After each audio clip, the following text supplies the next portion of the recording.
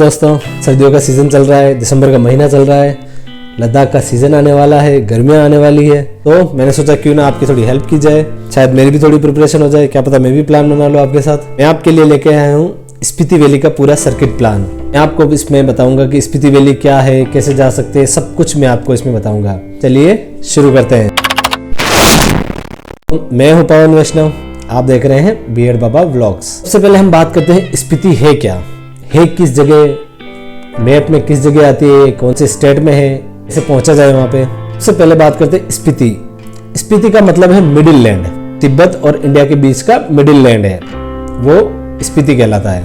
ये हिमाचल प्रदेश जो इंडिया का एक स्टेट है उसमें एक वैली है जिसको स्पीति वैली कहा जाता है, जो स्पीति रिवर के आसपास पूरी फैली हुई है। इस वीडियो में मैं आपको बताऊंगा कि इसकी आइटिनरी क्या रहेगी, इसका रोड मैप क्या रहेगा, इसमें आपको स्टेइंग के और फूड के अकोमोडेशन के क्या क्या ऑप्शंस अवेलेबल रहेंगे, रोड कंडीशंस क्या है, रोड कहाँ कहाँ पे अवेलेबल हो जाएगा आपको, आपका बजट कितना रहेगा, उसके साथ साथ वेदर कंडीशंस क्या रहेगी। लास्ट में आपको कुछ मैं आपको टिप्स बताऊंगा जो पहाड़ों में राइड करने के लिए बहुत ही ज़्यादा ज़रूरी है, जो गलतियाँ हमने करी है ताकि वो आप नहीं करो। ये एक एक करके शुरू करते हैं। सबसे पहले मैं आपको बताता हूँ रोड मैप। मैं रोड मैप आपको एक मैप के थ्रू समझाऊंगा जो मैंने फाल्कन राइडर्स की जो वेबसाइट है उससे डाउनलोड किया था। फाल्कन राइडर्स एक यूट्यूबर हैं जिनके आप वीडियो देख सकते हैं, काफ़ी अच्छे आते हैं। मैंने उनकी वेबसाइट से एक मैप डाउनलोड, उन्होंने काफ़ी मेहनत से एक मैप बना रखा है, आप भी उस मैप को फॉलो कर सकते हैं। मैं आपको उस मैप के थ्रू पूरा समझाऊंगा कि कैसे क्या रहेगा। अब स्पीति वैली करने के दो रास्ते हैं, मतलब पूरा अगर आप सर्किट करने का प्लान कर रहे हैं, सर्किट का मेरा मतलब है दिल्ली से शिमला, शिमला से काजा, काजा से वापस मनाली होते हुए दिल्ली आना, ये पूरा सर्किट आता है जो अराउंड 2000 किलोमीटर का पड़ता है। अगर आप सर्किट का प्लान कर रहे हैं तो आप ये दो रूट से होके कर सकते हैं। पहला तो जैसा मैंने आपको बताया कि आप दिल्ली से शिमला, शिमला से काजा, काजा से मनाली और होते हुए दिल्ली आ सकते हैं, या फिर आप मनाली से भी शुरू करके काजा और शिमला से होते हुए वापस आ सकते हैं। पर मैं आपको ये बताना चाहता हूँ कि मेरे हिसाब से आप अगर दिल्ली से शिमला, शिमला से काजा, काजा से मनाली और मनाली से वापस दिल्ली वाला सर्किट करें तो वो ज़्यादा बेस्ट रहेगा, क्योंकि जो काजा से मनाली तक का जो स्ट्रेच है वो फुल ऑफ रोडिंग वाला है, और अगर वो एडवेंचरस रास्ता पहले ही खत्म हो जाएगा तो आपकी जर्नी का थोड़ा एडवेंचर कम हो जाएगा, तो ऐसा नहीं होगी थोड़ी बोरियत होने लग जाए। तो मेरे हिसाब से आप ये प्लान करो कि आप दिल्ली से शिमला जा रहे हो, शिमला से काजा, काजा से मनाली और मनाली से वापस दिल्ली। तो मैं आपको आज यही रूट प्लान बताऊंगा। दूसरा, आप नंबर ऑफ डेज की बात करें कि आपको कितने दिन लगेंगे इस रूट प्लान को फॉलो करने के लिए, उसमें भी मैं आपको दो प्लान बताऊंगा।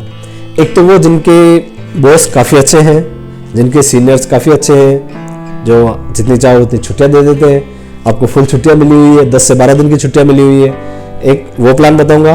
दूसरे वो जिनके बॉस थोड़े स्ट्रिक्ट हैं और जिनका वर्कलोड भी ज़्यादा रहता है, जिनके पास इतना टाइम है नहीं एक्चुअल में, उनके लिए 6 से 8 दिन का जो ट्रिप प्लान है वो बताऊंगा मैं आपको। उससे कम का भी आप कर सकते हैं, जो पूरे से सुपरमैन की तरह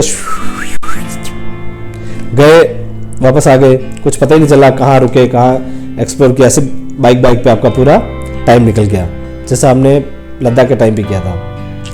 दूसरा लास्ट वाला ये भी कर सकते हैं अगर आप चाहें तो, उसमें जो आइटिनरी है उसमें आप थोड़ा कम कर लीजिए। तो चलिए शुरू करते हैं। पहली वो जो 10 से 12 दिन का रहेगा आपका रूट मैप। तो फर्स्ट डे हम क्या करेंगे, दिल्ली से शुरू करेंगे और शिमला होते हुए नारकंडा में जाके नाइट स्टे करेंगे। नारकंडा थोड़ा हाइट पे भी है और काफ़ी ब्यूटीफुल लोकेशन है, तो आप वहाँ आपको बहुत शानदार व्यूज़ आएंगे, आप वहाँ स्टे कीजिए। आप नारकंडा से आगे रामपुर में भी कर सकते हैं, पर मैं आपको यही कहूँगा कि आप नारकंडा में स्टे कर लीजिए। सेकंड डे आप नारकंडा से निकलिए और या तो कल्पा चले जाइए या चितकुल चले जाइए, दोनों में से कहीं पे भी आप सेकंड नाइट स्टे कर सकते हैं, क्योंकि दोनों ही काफ़ी अच्छी लोकेशंस हैं। मैं कहूँगी कि आप चितकुल में स्टे करिए, वहाँ पे आपको रिवर साइड मिलेगी, सुबह उठ के आप रिवर का नज़ारा देखिए, आपको मज़ा ही आ जाएगा। जो कैंप साइट्स है वो रिवर बेड पे ही है, तो आपको काफ़ी मज़ा आ जाएगा। अब थर्ड डे की बात करते हैं। थर्ड डे हम निकलेंगे चितकुल या कल्पा से हम पहुँच जाएंगे नाको, वहाँ आप नाको में स्टे कीजिए थर्ड नाइट।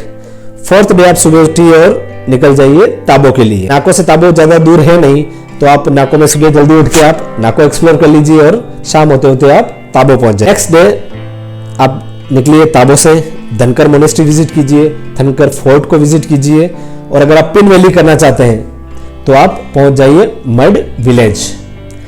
आप 5th नाइट मड विलेज में स्पेंड कर सकते हैं। 6th डे मॉर्निंग में निकलिए, आप मड विलेज से निकलिए, पिन वैली से वापस होते हुए आप काजा पहुंच जाइए और 6th नाइट आपको काजा में स्पेंड करनी है। 7th डे उठिए, आप आसपास की जगह एक्सप्लोर कीजिए, पूरे काजा को एक्सप्लोर कीजिए, जिसमें आपको हिकिम, कोमिक, लांगजा ये सब एक्सप्लोर कीजिए।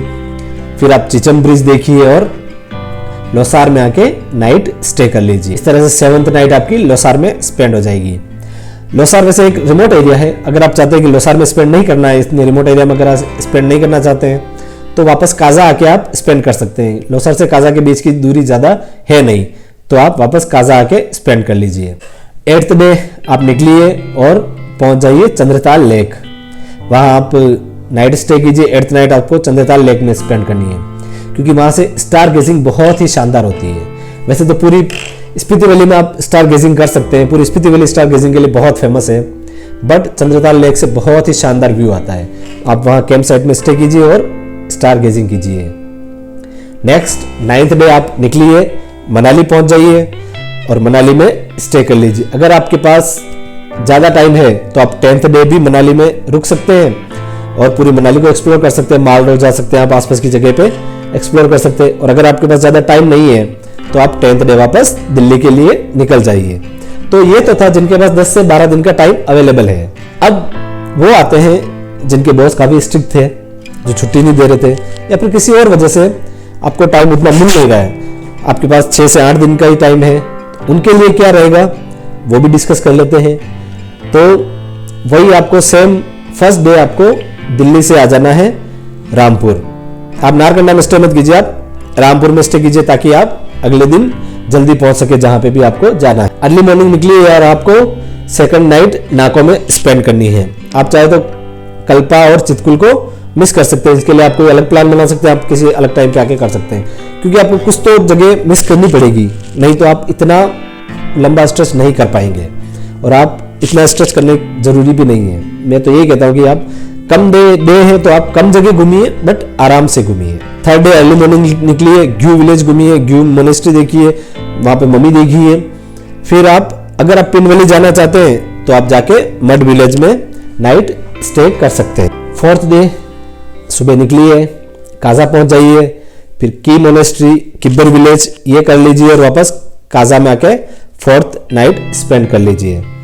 5th डे आप उठ के क्या करेंगे कि आपको लांगजा, हिक्किम, कोमिक ये सब देखना है। फिर चिचम होते हुए या तो आप लोसार में नाइट स्पेंड कर लीजिए, या फिर अगर आप थोड़ा सा स्ट्रेच करना चाहते हैं तो मैं ये कहूँगा कि आप चंद्रताल पहुंच जाइए। इतना ज़्यादा किलोमीटर नहीं है, पर वो रास्ता इतना ज़्यादा ऑफ रोड वाला है ना कि आप इतना जल्दी पहुंच नहीं पाएंगे। आपको अराउंड 12 से 13 घंटे लग सकते हैं ये सब करते हुए जाने में। या फिर आप चिचम को मिस कर सकते हैं और आप चंद्रताल पहुंच जाइए। 5th नाइट आप चंद्रताल में स्पेंड कर लीजिए। 6th डे उठिए और आप मनाली के लिए निकल जाइए। अगर आपके पास टाइम है तो 7th डे आप मनाली में एक्सप्लोर कीजिए, नहीं तो आप 7th डे वापस दिल्ली पहुंच जाएंगे। और इससे भी नेक्स्ट सुपरफास्ट वाला अगर आपको करना है तो आपको फर्स्ट डे रामपुर नहीं, आपको कल्पा में जाकर नाइट स्टे कीजिए। नेक्स्ट अगले दिन आप काजा में पहुंच जाइए, उसके अगले दिन चंद्रताल और फिर उसके अगले दिन वापस मनाली। तो ये आपका सुपरफास्ट वाला हो जाएगा। अब बात करते हैं रोड कंडीशन की। रोड कंडीशन पूरी Spiti valley, Ladakh border road organisation ने, ब्रो ने जितना अच्छा काम किया है ना, उतना अच्छा अगर पूरे इंडिया के कॉन्ट्रैक्टर करने लग जाए ना तो इंडिया कहाँ से कहाँ पहुँच जाए। उन्होंने इतने शानदार रोड बना दिए हैं ना इतने रिमोट एरिया में कि आप विश्वास नहीं कर पाएंगे देख के कि इस जगह पे भी कोई रोड बना सकता है क्या। पूरी स्पीति वैली में, वैली आपको अराउंड 2000 किलोमीटर है, तो आपको ये मान के चलिए कि 500 से 600 किलोमीटर आपको थोड़ा सा हल्का ऑफ रोड करना पड़ेगा। 500 से 600 किलोमीटर में भी आपको 200-300 किलोमीटर छोटा मोटा ऑफ रोड है और 200-300 किलोमीटर आपको डंका ऑफ रोड देखने को मिलेगा। पर इतना ऑफ रोड भी जरूरी है क्योंकि आप उस जगह जा ही ऑफ रोड के लिए रहे, जा ही एडवेंचर के लिए रहे। तो अगर आपको ऑफ रोड नहीं मिलता है तो कोई मतलब वाली बात है नहीं। तो रोड की कंडीशन काफ़ी सही है। हर जगह तो नहीं कहूँगा, कुछ जगह आपको टर्मेक रोड भी मिलेगी, कुछ जगह आपको ऐसे सैंड वाली रोड मिलेगी, कुछ जगह आपको पत्थर ग्रेवल रोड भी मिलेगी। तो आपको हर तरह की रोड मिलेगी, बट ऑन एन एवरेज ठीक है, रोड कंडीशन काफ़ी अच्छी है। नेक्स्ट मेरे पास लोग ये भी पूछते हैं कि हम लद्दाख जा रहे हैं, हम स्पीति वैली करने जा रहे हैं, तो हमें किस तरह की गाड़ी ले जाना ठीक रहेगा। क्या मेरे पास कम सीसी वाली बाइक है वो लेके जा सकता हूँ क्या मेरे पास छोटी गाड़ी है, छोटी 4 व्हीलर है, वो लेके जा सकता हूँ क्या। तो मैं ये कहूँगा कि गाड़ी के पर आपकी पूरी जर्नी का सिर्फ 20 से 30% हिस्सा डिपेंड करता है। 70% आपकी स्किल पे डिपेंड करेगा। मैंने वहाँ पे 100 सीसी की बाइक भी देखी है, मैंने वहाँ स्कूटर्स भी देखे हैं, और मैंने वहाँ पे 1250 GS भी देखी है। अगर आपकी स्किल अच्छी है ना, तो आप 100 सीसी बाइक से भी पूरा आप लद्दाख कर सकते हैं। अगर आपको स्किल अच्छी है ना, तो आप अल्टो को वहाँ शानदार तरीके से ले जा सकते हैं। उसको लोड अल्टो ऐसे ही नहीं कहा जाता, वो जो ड्राइवर चला रहा है उसकी स्किल उसमें बहुत मैटर करती है। तो बाइक आपके वैसे अगर कम सीसी की भी है, अगर ज़्यादा सीसी की है तो ऑब्वियसली वो आपकी हेल्प करेगी, बट ऐसा नहीं है कि आप कम सीसी वाली बाइक लेके नहीं जा सकते। आप कम सीसी वाली बाइक भी अच्छे से लेके जा सकते हैं। तो डरना नहीं है। अगर आपको घूमने जाना है ना, तो आपके अंदर जुनून होना चाहिए, आपके अंदर जज्बा होना चाहिए। वही नाच न जाने आंगन टेढ़ा वाली बात कि मेरे पास तो बड़ी बड़ी बाइक ही नहीं है, मेरे पास तो ये नहीं है, मेरे पास वो नहीं है, मैं कैसे जाऊँ। कोई भी जा सकता है, जो जाना चाहता है वो जाते ही है। लोग पैदल भी तो जाते ही हैं यार। अब बात करते हैं कि पेट्रोल की अवेलेबिलिटी का क्या सीन रहेगा वहाँ पे।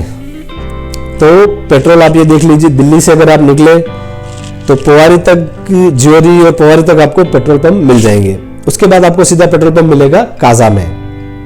बीच में आपको नाको और ताबो में भी पेट्रोल मिल जाएगा, बट वो वही ब्लैक वाला पेट्रोल मिलेगा। ऐसी गारंटी नहीं है कि मिल जाएगा। अब गारंटी तो ऐसे काजा के पेट्रोल पंप की भी नहीं है। क्या पता लाइट नहीं हुई तो नहीं चला, क्या पता पेट्रोल ही अवेलेबल नहीं हुआ।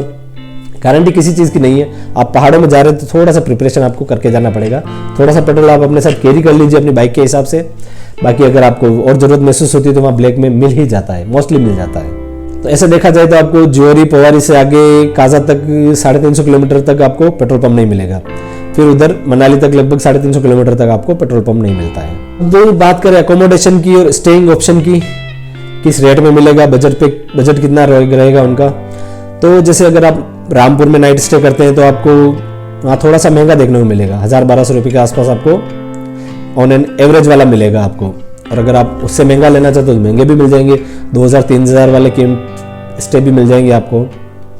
सबसे पहले अगर आप पहाड़ों में जा रहे हैं ना, तो ये सोच के मत जाइए कि आपको वहाँ पे 2 स्टार 3 स्टार या कोई लेविश होटल भी देखने को मिल जाएगी। वहाँ आप घूमने जा रहे हैं, वहाँ आप उस एक्सट्रीम एडवेंचर को एक्सपीरियंस करने जा रहे हैं। तो ये सोच के बिल्कुल भी मत जाइएगा। वहाँ आपको रहने के ऑप्शन मिलेंगे, आपको हर चीज़ें मिलेगी। ऐसा नहीं कि आप वहाँ भूखे मर जाएंगे कि ऐसी कोई जगह जा रहे हैं जहाँ पे कुछ भी अवेलेबल नहीं है, ऐसा नहीं है। आप ऐसी जगह जा रहे हैं, आपको हर जगह खाने पीने का भी मिलेगा, हर जगह आपको रहने के ऑप्शन भी मिल जाएंगे, पर वो उस लेविश लाइफ के नहीं मिलेंगे आपको। तो ये सोच के जरूर जाइएगा। नेक्स्ट बात करें, अगर आप चितकुल या कल्पा में रुकते हैं तो वहाँ पे भी आपको अकोमोडेशन के लिए टेंट्स मिल जाएंगे, कैंप्स मिल जाएंगे। उसके बाद वही 800 से 1000 के आसपास आपको मिल जाता है। इतना तो मिलेगा, क्योंकि वो अगर आप पीक सीजन के टाइम पे जा रहे हैं तो इतना तो रहेगा। और अगर आप ऑफ सीजन जा रहे हैं, आजकल तो पीक सीजन ऑफ सीजन कुछ भी नहीं है, विंटर स्पीति पीक सीजन में काउंट होने लग गया है। तो आपको उस हिसाब से थोड़ा सा अगर रश रहेगा तो आपको थोड़ा सा महंगा तो मिलेगा। ऐसा कोई ड्रामेटिकली चेंज नहीं आ जाएगा। आपको अब्रॉड में नहीं जा रहे हो, आप इंडिया में ही हो। ऐसा नहीं है कि आपको इंडिया में अगर आपको अपने शहर में 100 रुपये में मिल रहा है तो वहाँ आपको कोई 5000-6000 में मिल जाएगा, ऐसा नहीं है। जो स्टेइंग ऑप्शन आपके यहाँ 100 रुपये में मिल रहा है, वहाँ 200 या 300 में मिल जाएगा। इतना तो बनता है, क्योंकि उनका सीजन टाइम पे उनकी कमाई होती है। बाकी 6 महीने से उनके वैसे ही बंद रहता है सब कुछ। उसके बाद अगर आप नाको ताबो, वहाँ पे भी आपको स्टेइंग के ऑप्शन मिल जाएंगे। काजा में आपको काफ़ी अच्छे स्टे के ऑप्शन मिल जाएंगे। आपको 600 से लगा के आप ये देख लो कि 4000-5000 तक के आपको स्टे ऑप्शन मिल जाते हैं, क्योंकि काजा स्पीति वैली का बहुत बड़ा शहर है। उसके बाद आपको लोसार में मिल जाएंगे, आपको चंद्रताल में कैंप साइट्स मिल जाएंगी, आपको हर जगह स्टे के ऑप्शन मिल जाएंगे। दूसरी बात करें खाने पीने की, तो खाने पीने का अब बजट के तो मैं क्या ही बताऊँ, क्योंकि आपको क्या खाना पसंद है, आप क्या खाना चाहते हैं, आप कितनी बार खाते हैं, कितनी बार चाय पीते हैं, कितना पानी पीते हैं, उस पर डिपेंड करता है। ऐसा कोई मेजर चेंजेस नहीं है, आपको नॉर्मल रेट में मिल जाएगा। थोड़ा सा तो हाई रहेगा वो पहाड़ों के हिसाब से और पीक सीजन के हिसाब से। बाकी आपको हर जगह चावल राजमा मिक्स मिल जाता है, मैगी मिल जाती है, आपको चाय कॉफ़ी ये हर जगह मिल जाता है। आपको सॉफ्ट ड्रिंक्स हर जगह मिल जाएंगी, पानी आपको लगभग हर जगह मिल जाएगा। तो इस तरह से आप पे डिपेंड करेगा कि आप कितना खर्चा किस पे करना चाहते हैं। इसका तो बजट में कोई नहीं बना सकता, किसी और के लिए कोई नहीं बना सकता ये। मैं मेरा बना सकता हूँ, आप अपना बना सकते हैं इस तरह से। अब नेक्स्ट बात करते हैं कि पेट्रोल का खर्चा कितना आएगा। अब दिल्ली से अगर वापस दिल्ली तक आप सर्किट कर रहे हैं तो ये अराउंड 1900-2000 किलोमीटर का पड़ता है। उस हिसाब से अगर आपकी बाइक कितना एवरेज देती है, आप ड्राइविंग स्किल्स क्या है, आपकी ड्राइविंग हैबिट्स क्या है। कोई बाइक है जैसे एक ड्राइवर काफ़ी अच्छे से चलाता है, धीरे चलाता है, आराम से 100 के आसपास चलाता है, उसको 30 का एवरेज दे रही है, तो वही बाइक अगर आप रेसिंग बाइक की तरह चलाओगे उसको, तो वो आपको 25 की देगी। तो आपके पे डिपेंड करता है। तो वो आप अपनी बाइक के हिसाब से काउंट कर लीजिए कि भाई 2000 किलोमीटर है, इतनी पेट्रोल प्राइस चल रही है, उस हिसाब से आप काउंट कर सकते हैं। जैसे अगर मैं जाता हूँ और मैं जावा पैराग लेके जाता हूँ, तो मेरी पैराग मेरे को 30-32 का एवरेज दे देती है। उस हिसाब से मेरे को 6000-7000 का पेट्रोल लगेगा। उस हिसाब से आप अपना भी काउंट कर सकते हैं। नेक्स्ट अब बात करते हैं वेदर कंडीशन की। वेदर कंडीशन क्या रहती है, आपको किस मंथ में जाना चाहिए, कौन सा मंथ आपको अवॉइड करना चाहिए। देखिए, अगर आप पूरा सर्किट करना चाह रहे हैं, दिल्ली से वापस दिल्ली तक का पूरा सर्किट करना है आपको, तो मैं ये आपको रिकमेंड करूंगा कि आप अप्रैल के बाद और अक्टूबर से पहले जाइए, क्योंकि अप्रैल के बाद कुंजुम पास ओपन हो जाता है, तो आपको पूरा सर्किट करने को मिल जाएगा। उससे पहले विंटर्स में आपको कुंजुम पास ओपन नहीं मिलेगा, तो आप पूरा सर्किट नहीं कर पाएंगे। वहाँ पे बहुत सारी बर्फ जमी रहती है, वो सिर्फ आपके लिए रास्ता नहीं खोलेंगे, वो जब उनको खोलना होगा तभी खोलेंगे। तो आपको पूरा सर्किट करना है तो आप ये पीक सीजन में ही जाना पड़ेगा आपको। अराउंड अप्रैल से शुरू कर लीजिए, अप्रैल, मई, जून, जुलाई, अगस्त, सितंबर, अक्टूबर तक आप। उसके बाद वही विंटर सीजन शुरू हो जाता है, तो वापस कुंजुम पास बंद हो जाएगा। अगर आप विंटर सीजन में ही एक्सप्लोर करना चाह रहे हैं और आप कोई प्रो राइडर हैं, आप ये देख रहे प्रो राइडर हैं, आप विंटर सीजन में ही आपको एक्सप्लोर करना है, तो मैं यही रिकमेंड करूंगा कि आप अक्टूबर के बाद जाइए और मार्च से पहले जाइए। वो बेस्ट सीजन रहेगा आपको विंटर स्पीति राइड के लिए। कभी अपन भी प्लान करेंगे, ले चलेंगे आपको उस राइड पे। मानसून सीजन की बात करें तो जो जंस्कार हो गया, स्पीति हो गई, ये रेन शेडो एरिया में आता है। यहाँ पे बारिश बहुत कम होती है। अगर ज़्यादा बारिश होने की संभावना होती भी है तो स्नोफॉल होने लग जाता है वहाँ पे। तो आप ऐसा नहीं है कि आप जुलाई अगस्त में जाएंगे तो आपको खूब बारिश मिलेगी, वहाँ पे नदी नाले एक हो रहे होंगे, ऐसा नहीं है। अगर आपको बारिश मिलेगी तो भी ये शिमला, नारकंडा, रामपुर यहीं तक मिलेगी। उसके बाद आपको स्नोफॉल जरूर मिल जाएगा। अगर ऐसा कुछ हुआ तो स्नोफॉल हो जाता है वहाँ पे। बारिश बहुत रेयर होती है, बहुत कम होती है, रेयर तो नहीं, बहुत कम होती है। तो आप जुलाई अगस्त में भी जा सकते हैं, उसमें कोई दिक्कत वाली बात नहीं है। तो ये पूरा था स्पीति का गाइड। अगर आपको इसमें कुछ क्वेश्चंस हो तो आप मेरे को पूछ सकते हैं। आपको लगा कि कोई मिस्टेक कर दी है मैंने, तो वो भी आप मेरे को बता सकते हैं कि मैं भी कोई ऐसा एक्सपर्ट हूँ नहीं, मैं भी आपकी तरह राइडर हूँ, स्टार्टिंग राइडर हूँ, तो मेरे से भी गलतियाँ हो सकती है, तो आप मुझे भी बता सकते हैं, ऐसा कुछ नहीं है। अब मैं आपको कुछ प्रो टिप्स देना चाहता हूँ। प्रो राइडर तो नहीं हूँ, पर टिप्स प्रो हैं वो, जो मैंने भी सीखी है लद्दाख के एक्सपीरियंस से। लद्दाख में हमने गलतियाँ करी थी, मैं नहीं चाहता कि आप भी वही गलतियाँ करो। तो कुछ टिप्स हैं वो आपके लिए। पहला तो ये कि जहाँ तक हो सके नाइट में आप ड्राइव करना अवॉइड कीजिए। पहाड़ों में नाइट ड्राइविंग बहुत ही ज़्यादा रिस्की होती है, तो वो बिल्कुल अवॉइड कीजिए। दूसरा, अपनी हाइड्रेशन का पूरा ध्यान रखिए। मौसम ठंडा होता है तो हम पानी बहुत कम पीते हैं, बहुत कम पानी पीना, मतलब प्यास लगती है अपने को, तो अपनी बॉडी डिहाइड्रेट होने लगती है और हम एक्यूट माउंटेन सिकनेस का शिकार बहुत जल्दी हो सकते हैं।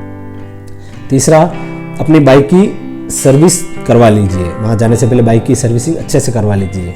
क्लच प्लेट हो गई, जो भी वायर है, जो भी चेंज होने जैसी चीज़ें, टायर हो गए, तो वो चेंज करवा लीजिए। नेक्स्ट, अपनी बाइक की हेडलाइट, अगर आपको लग रहा है कि इसका थ्रो सही नहीं है तो वो चेंज करवा लीजिए। या फिर आप ऑक्सिलरी लाइट्स लगवाना चाहते हैं तो वो लगवा लीजिए, क्योंकि ये तो हम प्लान करके चल सकते हैं कि भाई हमें नाइट में ड्राइव नहीं करना है, पर सब कुछ हमारे प्लान के हिसाब से हो ऐसा भी जरूरी नहीं है ना। कभी भी कुछ भी हो सकता है। हमें भी नाइट में बहुत ड्राइव करनी पड़ी थी, तो वो लाइट का बहुत इश्यू होता है। नाइट में आपको कुछ भी नहीं दिखता, बहुत बेकार लाइट्स आती हैं आजकल की बाइक्स में, तो आप ऑक्सिलरी लाइट्स लगवा लीजिए। दूसरा, ये ध्यान रखिए कि आप पहाड़ों में जब घूमने जा रहे हैं ना, तो उन जगहों को गंदा मत कीजिए। ये हमने भी नहीं किया था, बट मैं आपको भी बता रहा हूँ, उन जगहों को गंदा मत कीजिए। उसकी ब्यूटी का ध्यान रखिए, वहाँ के कल्चर का ध्यान रखिए, वहाँ लोगों से मिलिए, बात कीजिए, ये आपको बहुत सुकून देता है। उस जगह को गंदा करने की कोशिश मत कीजिए और कल्चर का अच्छे से ध्यान रखिए। ऐसी कोई चीज़ मत कीजिए जो उनके लिए सही नहीं हो। नेक्स्ट, अगर आपके पास ट्यूब टायर है या ट्यूबलेस टायर है तो उसका प्रॉपर किट आपके पास ज़रूर रखिए। ये सबसे बड़ी गलती हमने की थी, हमें ये ध्यान नहीं था। हमारे पास सारी ट्यूब टायर वाली बाइक थी और हम ट्यूबलेस वाले टायर का किट कैरी कर रहे थे। बहुत बड़ी मिस्टेक थी ये। थोड़ी खाने पीने की चीज़ें अपने पास रखिए, चॉकलेट्स हो गई, कुछ चीज़ें अपने पास ज़रूर रखिए। कहीं कुछ आपको भूख लग रही है, ऐसा अगर इमीडिएट अगर आपको कुछ नहीं मिल रहा है तो आप खा सके। पानी का हमेशा ध्यान रखिए, पानी खूब पीजिए वहाँ पे। अगर आपको AMS का शिकार नहीं होना है तो आपको पानी खूब पीना पड़ेगा। तो फ्रेंड्स, ये था आपका स्पीति सर्किट के लिए। अगर आप 2024 में प्लान कर रहे हैं तो ये आपके लिए बहुत हेल्प करेगा। हो सकता है मैं भी आगे प्लान करूँ स्पीति सर्किट के लिए। अगर ऐसा कुछ प्लान बना तो आपको ज़रूर बताऊंगा मैं, तो आप मुझे भी ज्वाइन कर सकते हैं, हम साथ में राइड करेंगे। मेरे फ्रेंड्स होंगे उनके साथ राइड कर सकते हैं हम। अगर वो नहीं आए तो मैं सोलो अगर जाऊँगा तो सोलो भी जा सकता हूँ मैं, तो हम वहाँ पर भी मिल सकते हैं। तो ये कुछ टिप्स थी जो मैंने सीखी है। मैं चाहता हूँ कि आप भी सीखो और आप भी कुछ ऐसे गलती नहीं करो। और ये मैप भी देख सकते हैं आप, इसको पूरा फॉलो कर सकते हैं। इस तरह से आप अपनी जर्नी को प्लान कर सकते हैं। तो मिलते हैं किसी अगले वीडियो में, किसी ऐसे ही नॉलेजफुल वीडियो के साथ या फिर किसी ट्रैवल वीडियो के साथ। तब तक इस वीडियो को लाइक कीजिए, जो फ्रेंड स्पीति प्लान करना चाहते हैं उनको शेयर कीजिए और मेरे चैनल को सब्सक्राइब कर लीजिए। तो जय हिंद दोस्तों, हर हर महादेव।